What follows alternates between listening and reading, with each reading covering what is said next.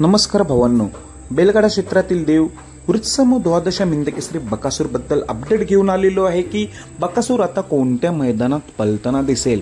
काल आणि परवाच आपल्याला अंगापूर हिंदकेसरी मैदानात दिसला होता। ओपनच्या अंगापूर हिंदकेसरी मैदानात आपल्याला बलमा सोबत दिसला होता। तिथे 3 नंबरचा मानकरी होऊन हिंदकेसरी अंगापूरचा गुलाल अंगावर घेतला होता। त्यानंतर कालच आदत हिंदकेसरी अंगापूरचं मैदान झालं। हौशा सोबत आपल्याला सेमीला पराभव स्वीकारावा लागला होता। त्यानंतर आता बकासूर कोणत्या मैदानात दिसेल हा चर्चेचा विषय असतो।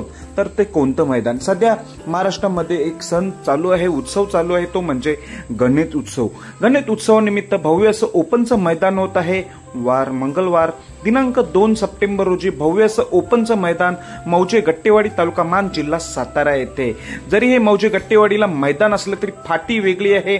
फाटी असणार आहे दिवड कोलहोल फाटी तालुका मान जिल्हा सातारा।